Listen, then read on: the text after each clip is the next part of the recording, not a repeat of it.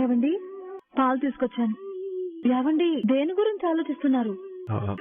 పల్లవి గురించి అవని. పల్లవి మారిందంటే తను చేసిన తప్పులు తెలుసుకుని మంచిగా మారింది, అందరితో మంచిగా ఉంటుందని మాత్రమే అనుకున్నాను. కానీ చక్రధర్ మావయ్య తన బిజినెస్ కి చైర్మన్ చేస్తానంటుంటే వద్దని చెప్పింది. అంటే పల్లవి తన ప్రవర్తనని పద్ధతుల్నే కాకుండా తన వ్యక్తిత్వాన్ని పూర్తిగా మార్చుకుందని అర్థమైందవని. అవునండి, ఒకప్పుడు శ్రేయ ఆస్తుల కోసం గొడవ చేసేది. ఇప్పుడు ఆస్తుల కన్నా అందరితో కలిసి ఆనందంగా ఉండటమే ముఖ్యం అనుకుంటోంది. పల్లవి కూడా ఒకప్పుడు తన మాటల్లోనూ ఆలోచనల్లోనూ ప్రవర్తనలోనూ తన స్వార్థం, ద్వేషం, అసూయ లాంటివి ఉండేవి. కానీ ఇప్పుడు వాటి స్థానంలో గుర్తింపుని, గౌరవాన్ని కోరుకుంటోంది. ఆస్తుల కన్నా తన వ్యక్తిత్వమే ముఖ్యం అనుకుంటోంది. ఒకరిచ్చే పదవుల్ని ఆశించకుండా తన కాళ్ల మీద తను నిలబడాలనుకుంటోంది. తన స్వశక్తితో ఎదగాలనుకుంటోంది. ఏదైనా గుర్తింపైనా గౌరవమైనా తనకున్న అర్హతతోనే సాధించాలి అనుకుంటుంది. ఇది మామూలు మార్పు కాదండి, మనందరం పల్లవిని అభినందించాల్సిన మార్పు. నిజమేమని. పల్లవి మన ఇంటికి కోడలుగా వచ్చాక కోటీశ్వరుల బిడ్డననే గర్వపడేది. మా నాన్నగారు తన పేరున ఆస్తి రాయలేదని కోపంతో రగిలిపోయేది. ఇప్పుడు అదే కోట్ల ఆస్తికి మీ నాన్న వారసురాల్ని చేస్తానంటే వద్దని చెప్పింది. అంటే తనకి డబ్బు మీద ఆశపోయి ఏదైనా తన ప్రతిభతోనే సాధించాలన్న తపన పెరిగింది. పల్లవిలో ఇంత గొప్ప మార్పు రావడానికి కారణం నువ్వే అవని. తను చేసిన తప్పులు క్షమించి తను చేసిన అవమానాల్ని భరించి తనని మార్చాలని ఎన్నో విధాలుగా ప్రయత్నించావు. పల్లవి ఇంత గొప్పగా మారడానికి నీ మంచితనం, నీ ఓర్పు, నీ సహనమే కారణం. పల్లవిని మార్చాలన్న నీ ఆశయాన్ని నెరవేర్చుకున్నావు. పల్లవి మారిందన్న సంతోషం కన్నా ఎవరినైనా మార్చగల నువ్వు నా భార్యమైనందుకు సంతోషంగా ఉంది. మా ఇంటికి నీలాంటి కోడలున్నందుకు చాలా గర్వంగా ఉందవని. నీ మంచితనాన్ని మెచ్చుకోవడం కాదు, ప్రేమించాలి, పూజించాలి. ఏంటండి పొగడ్తలు? నాకు దిష్టి తగులుతుంది. ఇవి పొగడ్తలు కాదు, ఉన్న నిజాలే చెప్తున్నాను. మంచిగా ఆలోచించడం, మంచి చేయాలనుకోవడం గొప్పేం కాదు. ఆ మంచితనాన్ని గుర్తించడమే గొప్ప విషయం. ఆ సంస్కారం మీకుంది. మీకున్న ఆ సంస్కారమే నా బలాన్ని, ధైర్యాన్ని పెంచుతుంది. ఇప్పుడు మనం చేయాల్సిన పని ఇంకొకటి ఉంది. ఏం చేద్దాం? పల్లవి ఏదైనా బిజినెస్ చేయాలనుకుంటున్నానని చెప్పింది. తనని ఎంకరేజ్ చేయడానికి హెల్ప్ చేయాలనుకుంటే చేయండి అని అంది. మరి పల్లవి అంత మంచి నిర్ణయం తీసుకున్నప్పుడు మనం దాన్ని ఎంకరేజ్ చేయాలి కదా. మనం చేయదగ్గ హెల్ప్ మనం చేయాలి కదా అంటున్నాను. అవును కదా. పల్లవి ఏం బిజినెస్ చేయాలనుకుంటుందో అడిగి దానికి అవసరమైన డబ్బిస్తే బాగుంటుంది. నువ్వు చెప్పిన తర్వాత కాదనడానికి ఏముంది? పల్లవికి ఏ హెల్ప్ కావాలంటే అది చేద్దాం, సరేనా? మనం హెల్ప్ చేస్తాం. సరే, మీ నాన్న ఇచ్చిన చైర్మన్ పదవినే వద్దన్న పల్లవి మనం డబ్బులు ఇస్తే తీసుకోవాలి కదా అని. డెఫినెట్ గా తీసుకోదు. డబ్బు ఇవ్వమని ఎవరిని అడగదు కూడా. మరి ఎలా? తను బిజినెస్ చేయాలనుకున్నా ఎంతో కొంత ఇన్వెస్ట్మెంట్ ఉండాలి కదా. అందుకే ఓ పని చేద్దాం. మనం ఫ్రీగా ఇస్తున్నట్టు కాకుండా నీ బిజినెస్ సక్సెస్ అయిన తర్వాత మనం ఇచ్చిన డబ్బు మనకి తిరిగి ఇచ్చేయమని చెప్దాం. అలా అయితే తీసుకుంటుంది. నీకు ఇంత మంచి ఆలోచనలు ఎలా వస్తాయని? మీలాంటి మంచి భర్త దొరికినప్పుడు రాకుండా ఎలా ఉంటాయి? తీసుకోండి. మీకు చెప్పకుండా బ్యాంకులో 20 లక్షలు డ్రా చేశాను. ఆ విషయం మీకు ఎలా చెప్పాలో అర్థం కావట్లేదు. చెప్పకపోతే మీ మంచితనాన్ని, నా మీద మీకున్న నమ్మకాన్ని మోసం చేసిందని అవుతాను. చెప్తే పల్లవి మీద ఇప్పుడు మీకున్న మంచి అభిప్రాయం పోతుంది. ఆ డబ్బు గురించి మీకు ఎలా చెప్పాలో తెలియట్లేదండి. ఏం ఆలోచిస్తున్నావు పల్లవి? అందరి ముందు చెప్తే బాగుండదని నేను కూడా ఊరుకున్నాను. నువ్వు చేసిన పని నాకేం నచ్చలేదు పల్లవి. నువ్వు మంచిగా మారినందుకు మావయ్య ఎంతగానో సంతోషపడ్డారు. అందుకే తన మనసు మార్చుకుని తన కూతురు తన స్థాయిలో ఉండాలన్న ఆశతో తన బిజినెస్ లకి నిన్ను చైర్మన్ చేయాలనుకున్నారు. నువ్వు వద్దన్నందుకు మావయ్య కూడా ఎంత హర్ట్ అయి ఉంటారో ఆలోచించావా? మీ నాన్న నిన్ను చైర్మన్ చేయాలనుకున్నది నువ్వు బాగుండాలనే కదా, నీ మంచి కోసమే కదా. నువ్వేమో వెనక ముందు ఆలోచించకుండా, ఎవరేం చెప్పినా వినకుండా వద్దని చెప్పడం ఏంటి పల్లవి? ఏం మాట్లాడడం ఏంటి పల్లవి? మంచి చెడు ఆలోచించకుండా తొందరపడి వద్దని చెప్పలేదు బావా. బాగా ఆలోచించాకి నేను నిర్ణయం తీసుకున్నాను. నేను అలాంటి నిర్ణయం తీసుకోవటానికి ఒక ముఖ్యమైన కారణం ఉంది. ఏంటా కారణం? అది ఏంటి అన్నది నేనిప్పుడు చెప్పలేను బావా. అంటే నీ భర్తనైనా నేను అడిగినా కూడా చెప్పవా? బావా,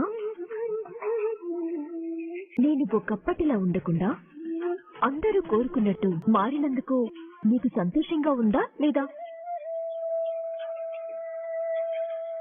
చెప్పు బావా.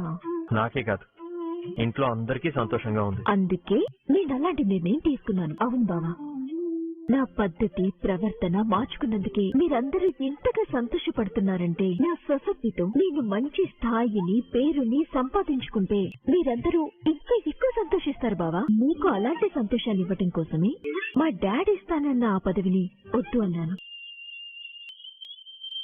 నిన్ను అర్థం చేసుకో బావా.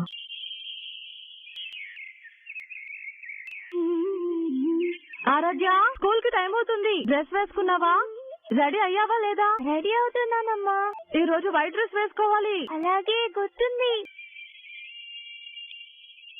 స్కూల్ వెళ్ళకుండా ఉండాలంటే ఏం చేయాలి? జ్వరం అని చెప్తే నమ్మరు, భ్రంత అని చెప్తే జండుబం రాజు పంపిస్తారు, దగ్గు అని చెప్తే పెడపేసి పంపిస్తారు. ఏం చేయాలి?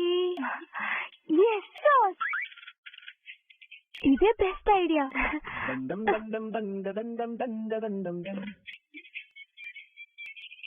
గుడ్ మార్నింగ్ బంగారు. ఏం చేస్తున్నావు ఆరాధ్య? స్కూల్లో ఈరోజు స్పోర్ట్స్ డే బాబాయ్. టీచింగ్ క్లాసెస్ ఏం ఉండవు. స్కూల్ కి వెళ్ళి ఆడుకునేదేదో ఇంట్లో ఉండి తమ్ముడితో ఆడుకోవచ్చు కదా. ఓ అవును కదా. కానీ స్కూల్ కి వెళ్ళను అంటే అమ్మ ఊరుకోదు బాబాయ్. చెట్టు పాడైతే వెళ్ళతలేదు కదా అని. ఇది మామూలు తెలివి కాదు, నీకన్నీ మీ బాబాయ్ తెలివితేటలే వచ్చాయి.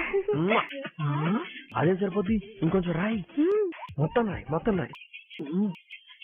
బాక్స్ కూడా రెడీ అయిపోయింది. ఆరాధ్య,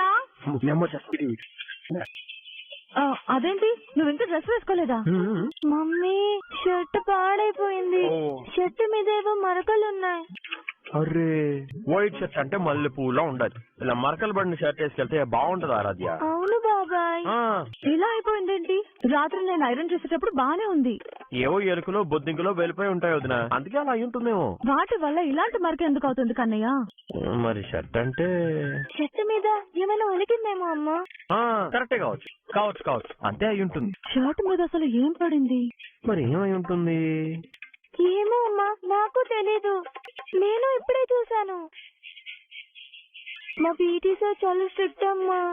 వైట్ షర్ట్ లేకపోతే లోపలికి రానివ్వరు. అయ్యో, ఆయనంత స్ట్రిక్ట్ అంటే ఎండలో నుంచోబెట్టడం, గోడ కుర్చీ వేయడం, గ్రౌండ్ లో పరిగెత్తించడం లాంటి పనిష్మెంట్లు ఇస్తాడేమో వదినా. ఈ రోజు స్కూల్ కి పంపించకపోవడమే మంచిదేమో వదినా. వెళ్ళడానికి చేయట్లేదు, ఎలా వెళ్తుంది వదినా? స్కూల్ కి వెళ్లకుండా ఎగ్గొట్టడానికి ఆరాధ్య ఈ షర్ట్ ని ఇలా పాడు చేసింది. ముసల్దానా, ఏం మాట్లాడుతున్నావు? నీ కళ్ళ జోడు పెట్టుకుంటే తప్ప ఏం కనబడదు. ఏం చూసావు నువ్వు? అయినా చిన్నపిల్లలు ఎవరైనా కావాలని చేస్తారా? ఎవరైనా చేస్తారేమో గానీ మన ఆరాధ్య అస్సలు చేయదు. నువ్వు బుద్ధి లేకుండా మాట్లాడుకో. బుద్ధి లేనిది నాకు కాదురా. బుద్ధి లేకుండా నువ్వు ఆరాధ్యను సపోర్ట్ చేయడం నేను చూశాను. ఇదిగో ఇందులో ఉన్న సాసే ఆరాధ్య వేసి షర్ట్ అంతా పాడు చేసింది. స్కూల్ కి ఎగ్గొట్టడానికి ఇలాంటి వేషాలు కూడా వేస్తున్నావు అన్నమాట. ఇలాంటివి చేయడం తప్పని చెప్పకుండా నువ్వు కూడా సపోర్ట్ చేస్తున్నావు. నీకు చాలా తెలివితేటలు ఉన్నాయి ఆరాధ్య. నీ తెలివిని చదువు మీద చూపించకుండా స్కూల్ కి బంక్ కొట్టడానికి, నన్ను ఫోన్లు చేయడానికి మాత్రం ఉపయోగిస్తున్నావు అన్నమాట. ఏదో చిన్నపిల్లలే వదిన. కన్నయ్య, నువ్వు బయటకు వెళ్ళు. కొట్టద్దు మరి. కొట్టనులే, వెళ్ళు. కొట్టను, వెళ్ళు. ఇంకొకసారి ఇలాంటి పిచ్చి పిచ్చి వేషాలు వేసావనుకో, మీ పీటీ సార్లు టీచర్లు కూడా ఇవ్వని పనిష్మెంట్ నేను ఇస్తాను నీకు.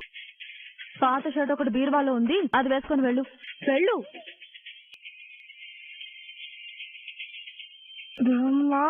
నా ప్లాన్ అంతా చెడగొట్టావు కదే, చెప్తా నీ సంగతి.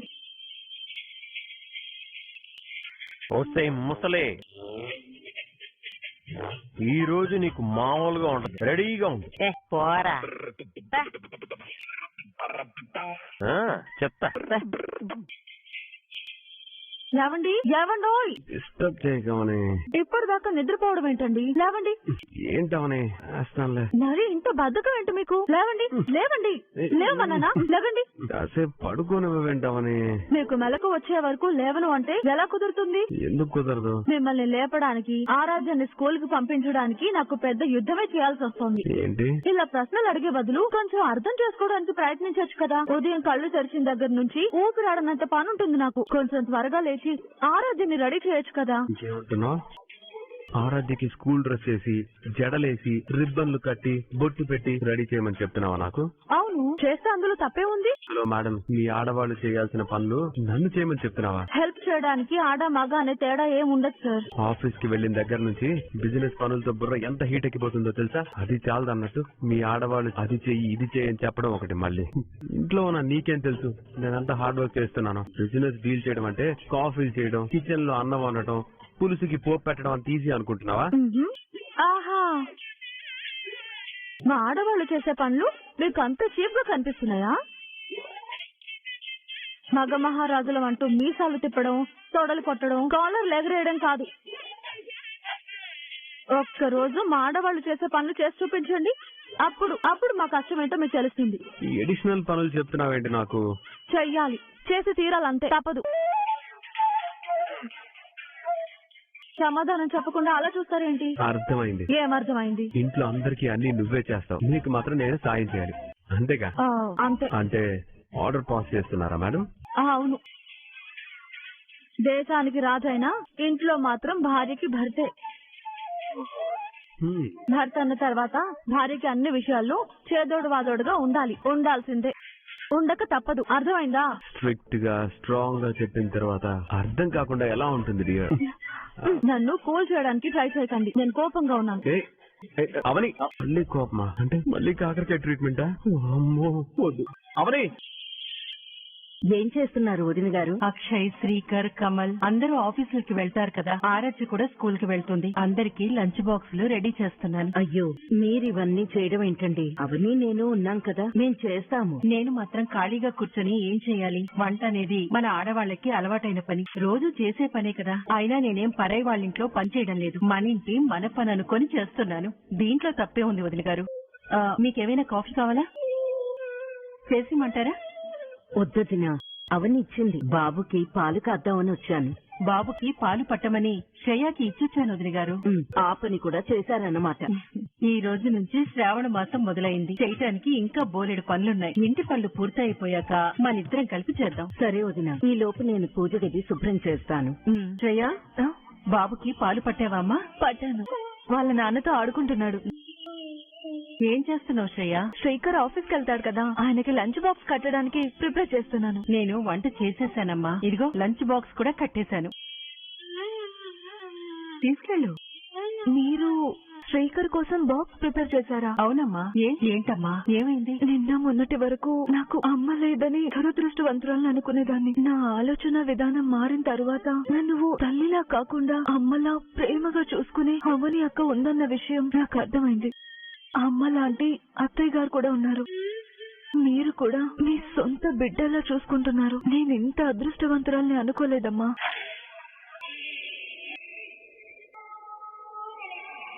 నేను నమ్మలేకపోతున్నానే. దేని గురించి అమ్మమ్మా? అడవినే భయపెట్టే ఆడసింహంలా ఉండేదానివి ఆకు చప్పుడుకే బెదిరిపోయే కుందేళ్లా మారిపోవడమేనే వింతగా ఉంది. ఇలాంటి సంతోషాలే కదా నేను కోరుకుంది. ఆ పల్లవికి నాకు మధ్య అసలు స్టోరీ ఏంటన్నది నీకు తెలియదు. ఇంతటికి కారణం నువ్వే. నిన్ను వదిలిపెట్టాను పల్లవి.